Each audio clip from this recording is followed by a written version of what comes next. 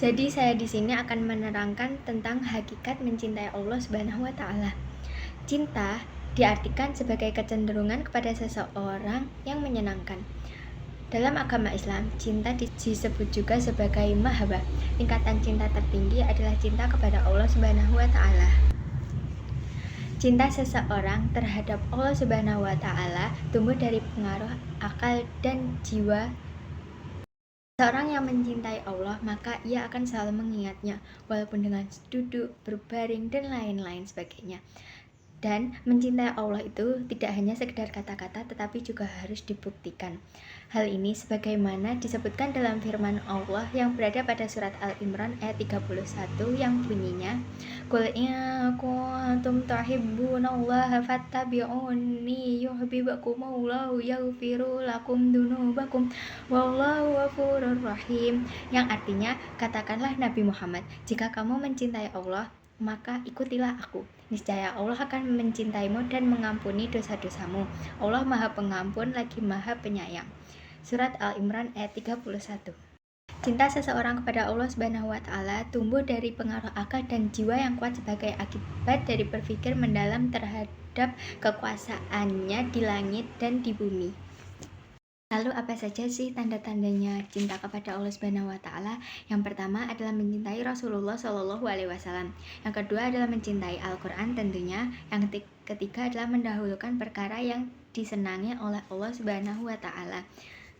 Cinta kepada Allah harus konsisten, dipertahankan atau bahkan ditingkatkan agar Allah ridho terhadap kita. Nah, gimana sih caranya meningkatkan? Yang pertama adalah memahami besarnya cinta Allah Shallallahu alaihi wasallam kepada hambanya. Yang kedua adalah senantiasa membersihkan hati, bisa dengan zikir, istighfar, dan taubat kepada Allah Subhanahu wa taala. Yang ketiga adalah mempelajari ilmu agama secara mendalam.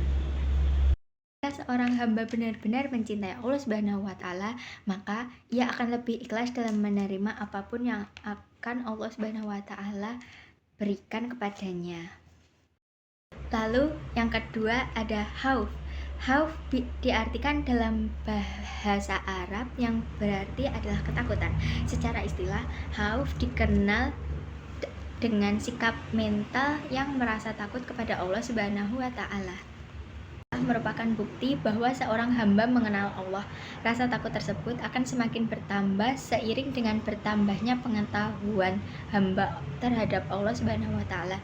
Hal ini sebagaimana dijelaskan dalam firman Allah yang berada pada surat Al-Fatir ayat 28 yang bunyinya, Innama yakhsyallahi min ibadihil ulama.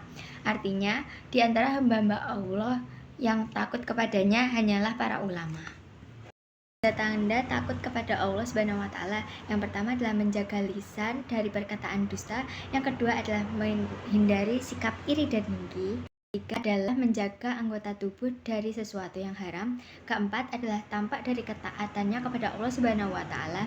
Yang kelima adalah menjauhi makanan haram, dan yang keenam adalah menjaga pandangan dari kemaksiatan, mau apapun itu. Keempat adalah menjauhi perbuatan dosa. Yang kelima adalah tidak gentar dalam menghadapi hinaan. Materi yang ketiga adalah roja. Roja merupakan harapan atau cita-cita. Secara istilah, roja merupakan mengharap ridho dan rahmat Allah serta pertolongan untuk kita agar dapat meraih hal yang diinginkan. Ketika seseorang memiliki sifat roja, dia akan bersemangat untuk meraih hal yang diinginkannya. Namun, harus diingat bahwa sifat rojak ini harus bersanding dengan sikap khauf, diibaratkan sebagai sayap dua burung yang terbang secara sempurna. Bagaimana sih cara kita agar bisa menumbuhkan sifat rojak? Yang pertama, mempelajari dan memahami Al-Quran. Kedua, meyakini atas kesempurnaan karyanya Allah. Yang ketiga, musyahabah atas kenikmatan Allah.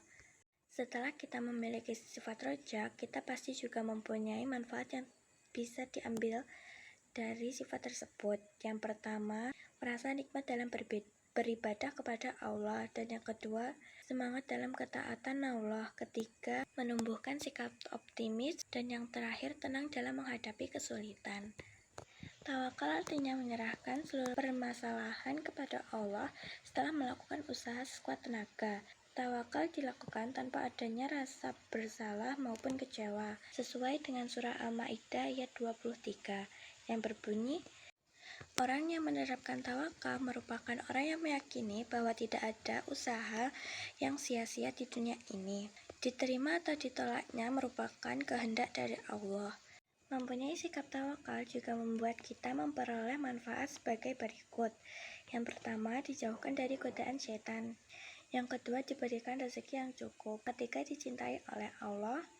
Dan yang terakhir, diberikan kenikmatan yang tiada hentinya.